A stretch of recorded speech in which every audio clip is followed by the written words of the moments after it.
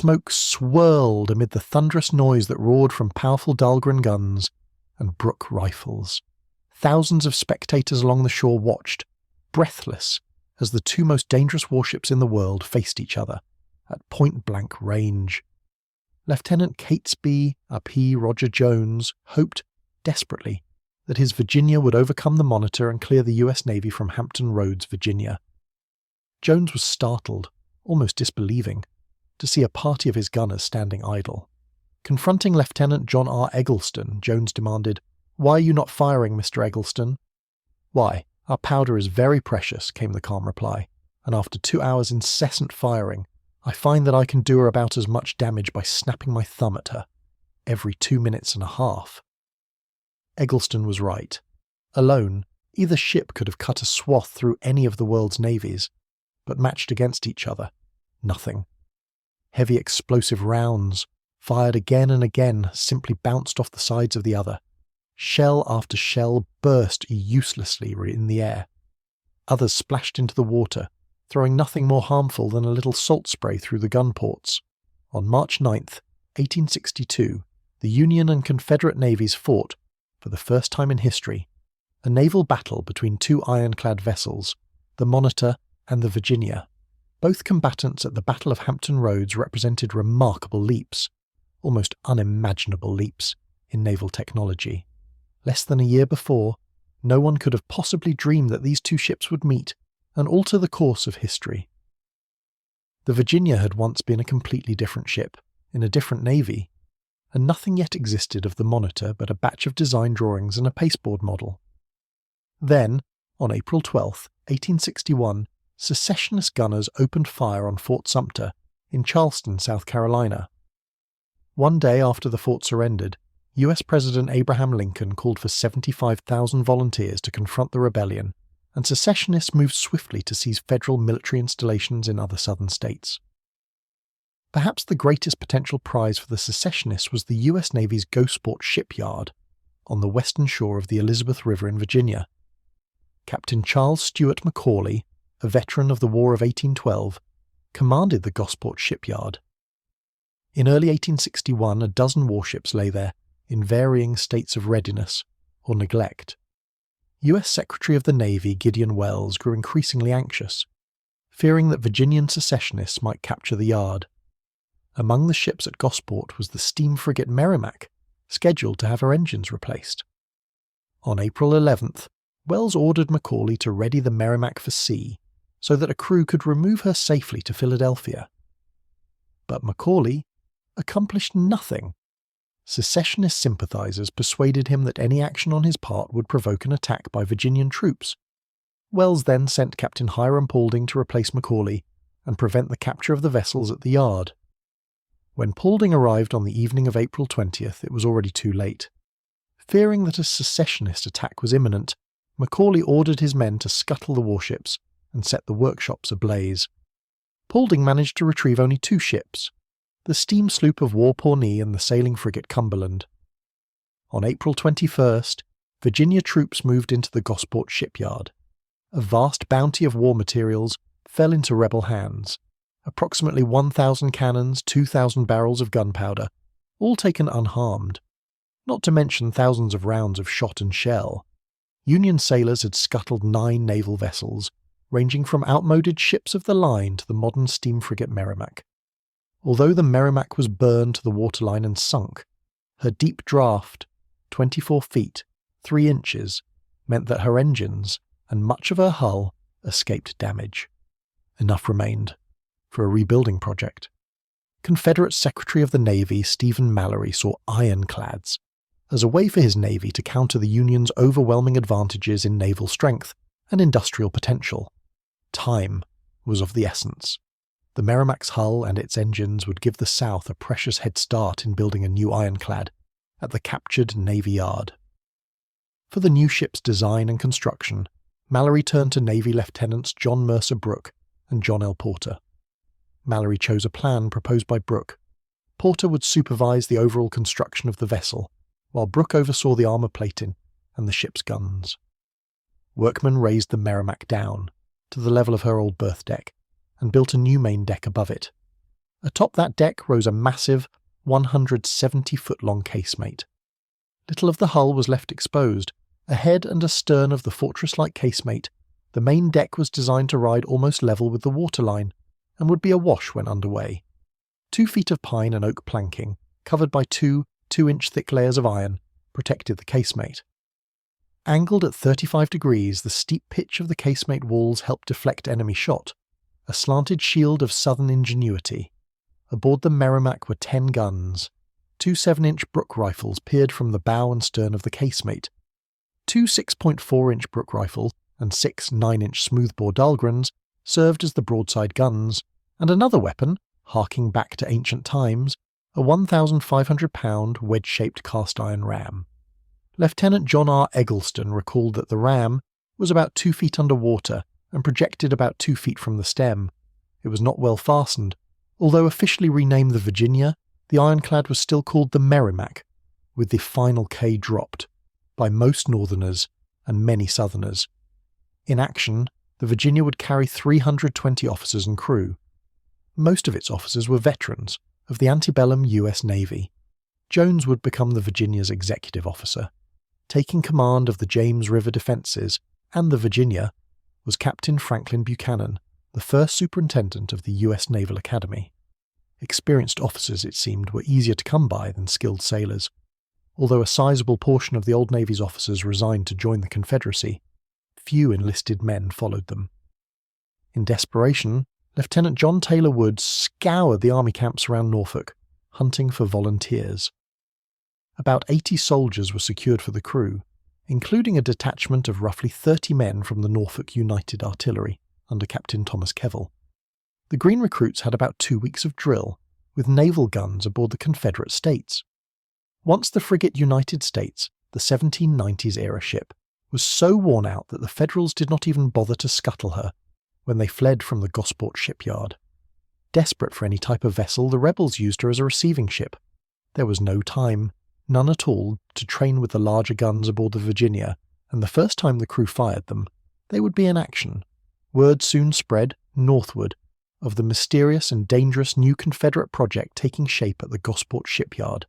As the rebels rushed to complete their iron battery, the Union scrambled, roll in alarm, to counter this new and terrifying threat. A man with a potential answer to the Union's emergency was John Ericsson. The Swedish-born inventor had a long record of astonishing innovations. He was one of 2 inventors who independently introduced the screw propeller in 1836. Ericsson also designed the Princeton, the first screw propeller ship in the US Navy. The US Navy soon issued a call for new ironclad vessel designs, with a strict deadline of August 15, 1861. Businessman Cornelius Bushnell, who was promoting a design of his own, showed Ericsson his plans. While approving of Bushnell's proposed vessel, which would later become the Galena, Ericsson revealed a far more visionary design, his own. Bushnell was so impressed, so utterly convinced by Ericsson's ideas, that he used his considerable influence to help the Swedish inventor secure a contract to build what would become the Monitor. On October 25, 1861, the keel was laid at the Continental Iron Works at Greenpoint, New York. Parts of the vessel, including the turret and the engines, were built elsewhere and then brought to Greenpoint for final assembly. For months, it was called the Ericsson Battery. The craft was an all-iron vessel, with a main deck that rose scarcely 18 inches above the waterline, leaving little freeboard for enemy gunners to hit. Besides collapsible smokestacks, almost nothing interrupted the flat, eerie expanse of the deck, except for an armoured gun turret and a small pilot house. With its cylindrical turret perched atop that featureless deck, it's little wonder the ship was soon called a cheese box on a raft. Ericsson's ironclad was 172 feet long, with a beam of 41.5 feet. The broad, flat deck overlapped far beyond the hull, protecting the engines, the rudder, and the propeller. Inside the iron turret, which had an interior diameter of 20 feet, were 2 11-inch Dahlgren guns. The turret rotated under the power of the ship's engines, a mechanical marvel for its time. Forced draft ventilators stoked the fires and refreshed the air in the engine room. Lieutenant John L. Worden was chosen as captain of the Ericsson Battery on January 16, 1862. Worden would command a much smaller crew than Buchanan. Executive Officer Lieutenant Samuel Dana Green wrote that, including the captain, there were 58 men aboard when the Ironclad first went into action. Worden himself wrote to Gideon Wells about the gun turret. 17 men and 2 officers would be as many as could work there with advantage. A greater number would be in each other's way and cause embarrassment. Commissioned on February 25, 1862, Ericsson's ship was given the name Monitor. When the peculiar-looking craft steamed into the East River 2 days later, it seemed, for a moment, that Ericsson had won the race, finishing his iron vessel before the rebels could commission theirs.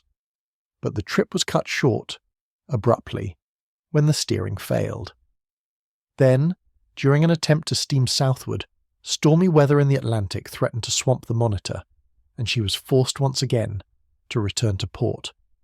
Meanwhile, at Gosport, the South's long-awaited Ironclad was finally commissioned on February 17, 1862. She was 275 feet long and drew 22 feet when loaded.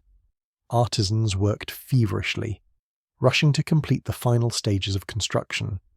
Yet, a shortage of gunpowder kept the vessel idle. Scraping up supplies of powder took several days, and then came another delay, while the precious powder was carefully measured out for cartridges. Although reconditioned as much as possible, the Virginia's second-hand engines were just barely adequate, struggling to make 6 knots at best. Turning the unwieldy vessel around took half an hour. The North, in growing desperation, pushed to get the Monitor to Hampton Roads, before the rebels' Ironclad could ravage the Union's vulnerable wooden warships. On March 6th, the Monitor left New York again. Far out at sea by the next day, the iron vessel fought to stay afloat. Waves rolled over her deck, crashing against the pilot house, and knocking down the helmsman. There were other problems too, dozens of them. The most technologically advanced warship in the world was in danger of sinking before firing even a single shot. But the crew, weary, drenched and determined, held to their work through the night. By the next morning, the weather had eased, and the exhausted men set course for Hampton Roads. Whatever awaited them, whatever the outcome of the coming clash with the rebels, one thing was certain: the Monitor would never be fit for long-term duty at sea. On March 8th, with the Monitor still out in the Atlantic, the Virginia was ready for action. She left the Gosport yard and headed for Hampton Roads, a wide estuary where the James, Nansemond and Elizabeth rivers unite and empty into the Chesapeake Bay. Guarding the entrance by the Chesapeake stood Union-held Fortress Monroe and the Rip Raps, an artificial island occupied by the Union's Fort Wool. The main channel ran between the Confederate-held southern shore and the Union-occupied northern shore. A shallow called the Middle Shoal split the passage into the North Channel and the South Channel. Confederate land batteries kept the Union ships toward the northern fringes of the deep channel. In Hampton Roads was a Union naval force, headed by the screw frigates Roanoke and Minnesota, and 3 sailing frigates, the Cumberland, Congress, and St. Lawrence. With them were numerous other craft, including a hospital boat, 3 colliers, 5 tugs, and a dozen small gunboats. The Virginia steamed out of the Elizabeth River, keeping to a narrow channel between a projecting headland on the right and the shallow stretch of the Craney Island flats to the left. In support of the Virginia were the gunboats Raleigh and Beaufort. At 1 p.m., the Virginia cleared Sewell's Point. Later in the day, 3 vessels of the James River Squadron would join the rebel force. The converted sidewheel passenger steamers Jamestown, officially named the Thomas Jefferson, and Patrick Henry, and the tugboat Teaser. The Patrick Henry carried 10 guns, but the others had no more than 1 or 2 guns apiece. Past Sewell's Point, the Ironclad made a slow turn to port. This turn brought her south of the Middle Shoal. The Confederates drew nearer to the sailing vessels Cumberland and Congress, off Newport News Point. The day was calm, and Wood remembered the pair of Union frigates swinging lazily by their anchors. Their crews seemed to have no idea of the catastrophe that loomed. Wood saw boats hanging in the lower booms, washed clothes in the rigging. Upon seeing the Virginia, the idyllic mood aboard the sailing ships vanished, and their crews rushed to their battle stations. Aboard the 5 Union frigates were a total of 200 guns. Had they been able to manoeuvre together to concentrate their fire on the Virginia, the wooden frigates might have stood a chance of inflicting critical damage. But on that day there was so little wind that the sailing vessels relied on tugboats to move. The St. Lawrence was too far away to lend support. As for the steamers, the Roanoke's main shaft had been awaiting repair for months. There was nothing the Roanoke could do except make a show of releasing angry clouds of steam. A shot from a rebel battery at Sewell's Point hit the Minnesota's mainmast, and the steamer soon ran aground about a mile east of Newport News Point. This chain of setbacks left the two sailing frigates to face the oncoming Virginia alone. Buchanan wrote that the Virginia commenced the engagement by firing her bow gun at the Congress. 24 32-pounders aboard the Congress answered with a broadside. Close to 800 pounds of metal flew across the water, but any shots that hit their mark simply clanged against the Virginia's armour and bounced off. The armour plating seemed invincible, but Chief Engineer H. Ashton Ramsay recalled the officers still continually warned the gunners, "Keep away from the side ports, don't lean against the shield, look out for the sharpshooters." Passing the Congress, the Virginia built as much speed as possible and made straight for the Cumberland. Captain William Radford of the Cumberland was not aboard his ship. That morning, Radford was on the Roanoke serving on a court of inquiry. Seeing his ship in peril, Radford went ashore, obtained a horse, and rushed toward Newport News. There was no time for Radford to reach his ship, and Executive Officer Lieutenant George U. Morris was in command as the rebel Ironclad neared. Wood recalled that the Cumberland opened fire with her pivot guns, and then the Congress and the enemy shore batteries joined in. Aboard the Virginia, Lieutenant Charles Sims aimed the forward Brooke rifle.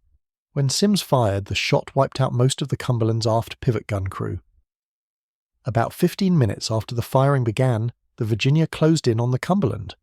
Ramsay heard the orders communicated to the engine room. 2 gongs, the signal to stop, were quickly followed by 3, the signal to reverse. There was a brief interval while the ship sliced through the last few yards of open water. Then, the Ironclad snapped through a futile barrier of spars set afloat to fend off nautical mines. Approaching at a right angle to the enemy vessel, the iron ram of the Virginia ploughed deep into the Cumberland's starboard bow, just ahead of the forechains. Heavy hull timbers and planking gave way as if they were sticks. Aboard the Virginia, Lieutenant Jones remembered that he felt little of the impact, but the noise of the crashing timbers was distinctly heard above the din of battle. Down in the engine room, the impact felt heavier. Ramsay recalled it as a crash, shaking us all off our feet. The engines laboured, and we seemed to be bearing down with a weight on our prow, he wrote. Indeed, the iron prow was locked inside the crushed hull timbers of the Cumberland. As the stricken ship settled into the water, she threatened to pull the Virginia under as well. Lieutenant William Harwer Parker of the Beaufort observed that the bow of the Confederate vessel sunk several feet. Reversing the engines, the rebels managed to back away. Unknown to Buchanan and his officers, the ram broke off and stayed embedded in the doomed Cumberland. A few shots from the Cumberland struck home. A Yankee shell exploded near a port by the forward 7-inch Brooke rifle, hitting several men with fragments. About half of Kevel's detachment manned one of the broadside guns, a 9-inch Dahlgren. 2 of the captain's gunners were wounded by musket balls. Just after the crew loaded another round, a shot hit their Dahlgren, simultaneously firing the gun while knocking off its muzzle. Despite the damage, Kevel's gunners kept on firing the gun for the rest of the battle. Another Yankee shot struck one of the 6.4-inch Brooke rifles and broke off the tube at the trunnions. The crew kept on loading and firing this gun as well, even though each discharge set the wood around the gun port on fire. For a bit of added protection against enemy shot, the armour of the Virginia bore a thick coating of pork grease. There was some hope that by making the iron plating slippery, the grease would help deflect enemy shot. Soon the odour of the pork grease blended with the sulphurous, scorching smell of exploding gunpowder. To Midshipman H. Beverly Littlepage, it seemed that the Virginia was frying from one end to the other. Far worse than the few random hits taken by the Virginia was the devastation brought down upon the Cumberland.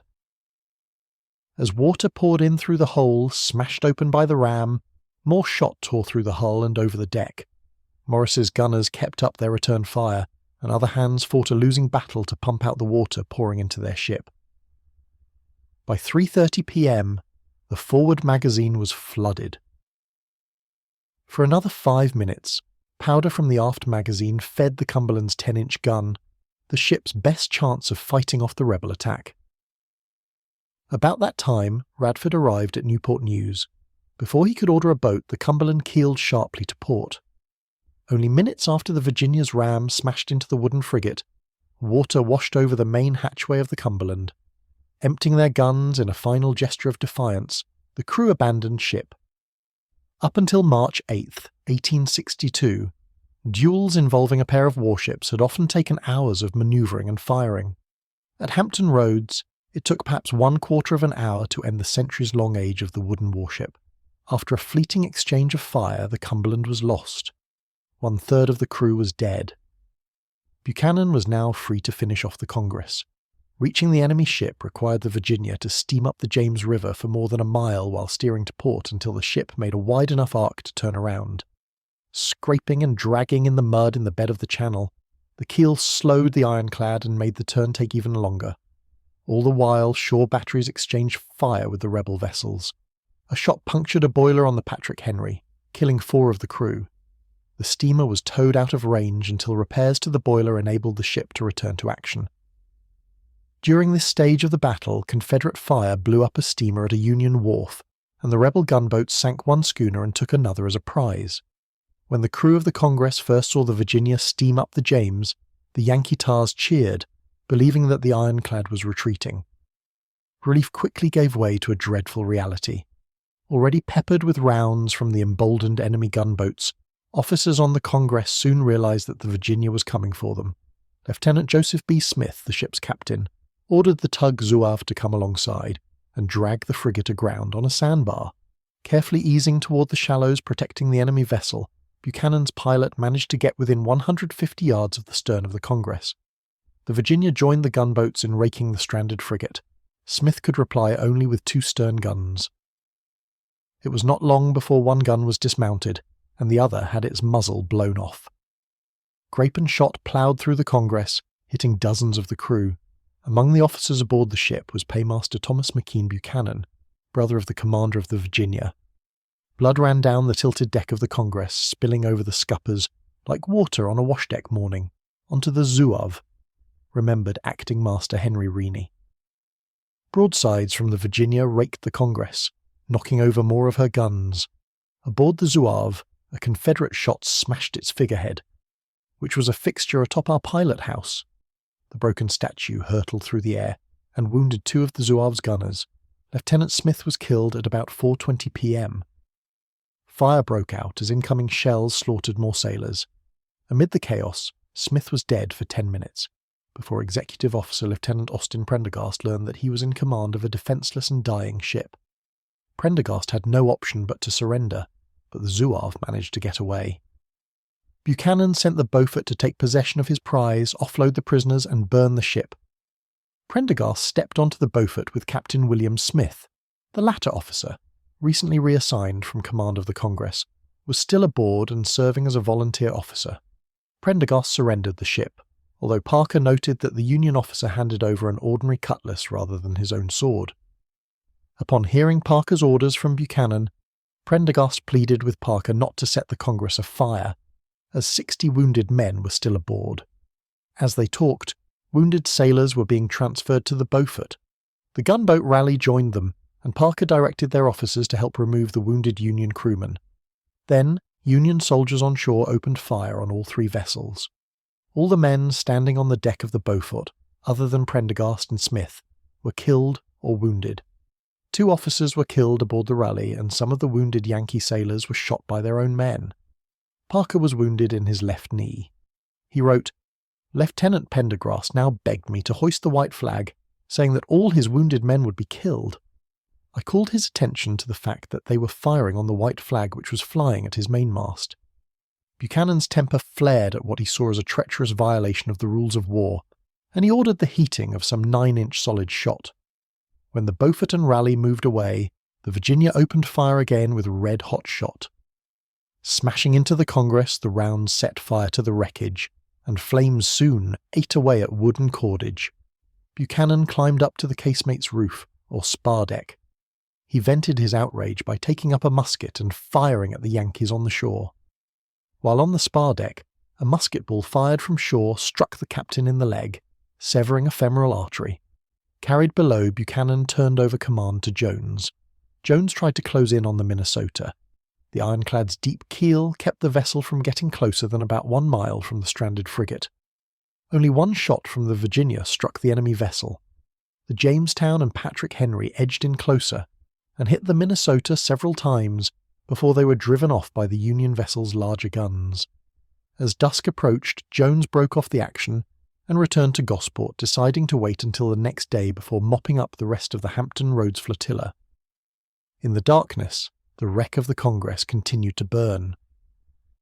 March 8th, 1862 was one of the most disastrous days in the history of the US Navy.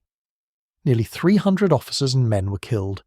2 frigates were destroyed, and only shallow water and the onset of nightfall prevented the destruction of 3 more capital ships. In contrast to the catastrophe that struck the US Navy, the Virginia's loss was only 2 dead and 8 wounded. Some minor damage was evident. Besides the 2 broken gun muzzles, Jones reported that the armour was damaged slightly, and the anchors and all flagstaffs shot away and the smokestack and steam pipe were riddled. The damage to the ram was not fully realised that evening. Jones wrote that the prow was twisted, but seemed unaware that it was actually broken off and lost in the Cumberland's hull. Meanwhile, help was near for the dispirited US Navy.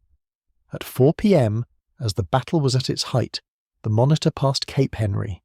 Echoes of cannon fire carried 20 miles to reach Worden and his crew. A few hours later, as bright flames flared from the Congress into the night sky, the Monitor steamed into Hampton Roads. Lieutenant Greene took the Monitor's cutter and visited the Minnesota. The sailors took comfort at the arrival of the iron battery, which they hoped would shield them when the Virginia came back. Just as Greene returned to his ship, the Congress exploded, not instantaneously but successively. Her powder tanks seemed to explode, each shower of sparks rivaling the other in its height. He continued, "Certainly a grander sight was never seen, but it went straight to the marrow of our bones." Sailors worked all night to get the Minnesota afloat again, but not even steam tugs and a rising tide could budge the frigate. "The tremendous firing of the broadside guns," wrote Captain Van Brunt, "had crowded me farther upon the mud bank into which the ship seemed to have made herself a cradle." Battle resumed on Sunday, March 9th. At 6 a.m. the Virginia came out of the Elizabeth River, followed by 3 gunboats. At first, the Confederates steamed past the Minnesota at a comfortable distance and headed toward Fortress Monroe. Van Brunt dismissed the hands so that they could eat, but breakfast was cut short as the Virginia turned around. When the rebel ship closed to within 1 mile, the Minnesota fired her stern guns and signalled to the Monitor. One shot from the Virginia punched through several compartments aboard the Minnesota before exploding and setting afire. Labouring to free the Minnesota, the tug Dragon took a fatal hit when a Confederate round exploded her boiler. Worden quickly steered toward the Virginia, intending to fight the rebel ironclad as far away from the Minnesota as possible. For the first time, 2 ironclad naval vessels turned their fire against each other. From the Minnesota, Van Brunt observed that even the heaviest shot and shell affected the ironclads no more than so many pebble stones thrown by a child. The Virginia was even slower than she was on March 8th. Shot holes punched through her smokestack the day before reduced the draft needed to feed the engine fires and raise steam. Although the top speed of the Monitor was only about 7 knots, she could make a turn in about 5 minutes, as opposed to the half an hour required by the Virginia. Drawing half as much water as the larger Confederate ironclad, she could manoeuvre over sandbars or shallows that would trap the Virginia. Rather than having to constantly manoeuvre into new firing positions, the Monitor could simply stay in one spot and rotate her turret. This is not to say that everything worked perfectly aboard the Monitor. The Yankee ironclad's turret could swing in any direction, but could not fire straight ahead without risking serious injury to the occupants of the pilot house. Early in the battle, the speaking tube linking the pilot house with the turret was knocked out, requiring officers to send messengers running back and forth. There had been little time for the crew to get used to operating the turret and aiming the guns. Looking through the ports, gunners could see only a tiny sliver of the outside world over the barrels of the massive cannons. Before the battle, reference marks were made to aid the gunners in lining up shots at particular bearings, but the bustle of action soon wore away the marks. Placing the turret in motion was tricky, but stopping at a precise point was proving impossible. The gunners quickly learned how to estimate the moment when the gun would bear on its target, and fire while the turret was still in motion. There had been little time for the crew to get used to operating the turret and aiming the guns. Looking through the ports, gunners could see only a tiny sliver of the outside world over the barrels of the massive cannons. Before the battle, reference marks were made to aid the gunners in lining up shots at particular bearings, but the bustle of action soon wore away the marks. Placing the turret in motion was tricky, but stopping at a precise point was proving impossible. The gunners quickly learned how to estimate the moment when the gun would bear on its target, and fire while the turret was still in motion. 2 days of combat operations had consumed tons of coal and ammunition aboard the Virginia. This did not solve the problem of her excessive draft, but instead nearly doomed the ship. Lightening her coal bunkers did not keep the Virginia from suddenly running onto a sandbar. There had been no time to extend the armour far enough below the waterline to protect the wooden hull. Now a band of wood planking was exposed to enemy fire, and the rudder and propeller were now potential targets as well. As Ramsay put it, the Virginia was no longer an ironclad. Without a fast escape from the sandbar, the Confederate ship would meet a similar fate to the 2 frigates she destroyed the day before. In the engine room, the safety valves were lashed down. The crew piled on oiled cotton waste, splints of wood, anything that would burn faster than coal, wrote Ramsay. Steam pressure rose to frightening levels. The propeller spun wildly, but the keel stayed stuck fast. At last the engine crew felt a slight movement, and the massive ironclad slowly slipped into deeper water. Mutual pounding with heavy guns proved only that neither ironclad could shatter the other's armour. Jones thought ramming the Monitor might do the trick, and he determined to run into her. Before the Virginia could reach the Monitor, the Union ship moved nimbly out of the way, and received only a glancing blow. The Virginia's attempt at ramming left no mark on the iron, except some splinters from her timbers which are sticking to a nut and screw on her hull, wrote a New York Times correspondent. Lieutenant Green remembered that one of the Dahlgrens fired a 180-pound solid round that struck the enemy's casemate. According to their instructions, the gunners used only a 15-pound powder charge. Green believed that a 30-pound charge fired at such close range could have punctured the Confederates' armour. No shots from either ship broke through the other's armour. Just the same, the iron did not provide complete protection. A Confederate shell landed on the turret armour of the Monitor. Although not piercing the iron, the force of the impact knocked down 3 officers who were either touching the turret's inner wall or standing close by. One officer was unfazed, but the other 2 were temporarily knocked unconscious. Both ships received hits that left large dents in the armour.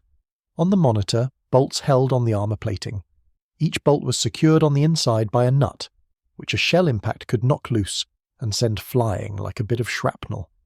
A similar hit on the Virginia would crack the wooden backing behind the armour. The flying iron and wooden splinters caused no major injuries, but would remain a concern aboard later American Civil War ironclads. Ramming would not sink the Monitor, and firing at the turret was futile. There was nothing else on Ericsson's raft to aim for except the pilot house. This proved a more vulnerable target. About noon, a Confederate shell exploded just in front of the viewing hole in the pilot house. The blast cracked and bent a protective iron log that sheltered the viewing port, and partly blew off the roof. Temporarily blinded by the flash of gunpowder, Captain Worden could barely sense that light was flooding in through the damaged roof. Believing that the pilot house was wrecked, Worden ordered the helm put to starboard. They made for shallow water, where the crew could assess the damage. Worden, his face covered in blood, was tended by the surgeon. Lieutenant Green took command. To his relief, Green found that the pilot house was not too badly damaged. Perhaps 20 minutes after the captain was wounded, Green was ready to renew the battle. But he saw that the Virginia was steaming back toward the Elizabeth River. It seemed plain enough to everyone aboard the Monitor that the cheese box on a raft won the battle. Aboard the Virginia, the Confederates took an entirely different view. To them, it appeared that they had inflicted serious damage on the enemy vessel, because the Monitor pulled away and retreated into shallow water. Next, the rebels anticipated the destruction of the Minnesota. It was not to be. The pilots warned Jones that the tide was falling, and they risked grounding once again. And there was minor damage to see to, such as a persistent leak in the prow, caused by the loss of the ram and the impact with the Monitor. Jones ordered the ship to return to the shipyard. When the Virginia passed Craney Island, the crew heard raucous cheers from hundreds of soldiers who congratulated the Confederate tars for their apparent victory. Both sides claimed they won the Battle of Hampton Roads. The Monitor was the first to break off the fight and leave the scene of the battle. But the Yankees did return to renew the battle, and they did prevent the Minnesota from meeting the fate of the Cumberland and the Congress. Casualties were light. No one was killed on either ship, and only 5 men on the Monitor, including Captain Worden, were wounded. Although duelling with wooden ships cost the Confederates almost 24 casualties on March 8th, they lost no men at all to the Monitor. The famous pioneer Ironclads never met again in battle. Only one more major action awaited the Monitor: a failed May 12th naval attack on Confederate fortifications and batteries at Drury's Bluff on the James River, downstream from Richmond. Although resistant to the enemy artillery, the Monitor was unable to elevate her turret-enclosed guns sufficiently to engage the Confederate batteries. Neither the Monitor nor the Virginia would survive 1862. Union forces moved against Norfolk in early May. On the morning of the Monitor's unsuccessful May 12th run on Drury's Bluff, the Confederates scuttled the Virginia rather than risk her capture. Late in 1862, the Monitor was dispatched to Beaufort, North Carolina, to join a Union attack against the Confederate port of Wilmington. On the stormy night of December 30th, 1862, Ericsson's historic Ironclad was under tow by the Rhode Island off North Carolina's Outer Banks. Barely capable of steaming through calm waters, the Monitor plunged up and down as waves washed over her deck. Overwhelmed by the storm, the Monitor sank at about 1 a.m. on December 31st, with the loss of 16 of her crew. Afloat for only a few months, the Virginia needed only one afternoon to prove that wooden ships had no chance in battle against armoured vessels. Ramsay rather poetically noted, "The experience of 1,000 years of battle and of breeze was brought to naught. The books of all navies were burned with the Congress. In an instant all of the world's wooden warships became as outdated as Roman galleys." From that moment on, the future of naval warfare belonged to descendants of the Monitor and the Virginia.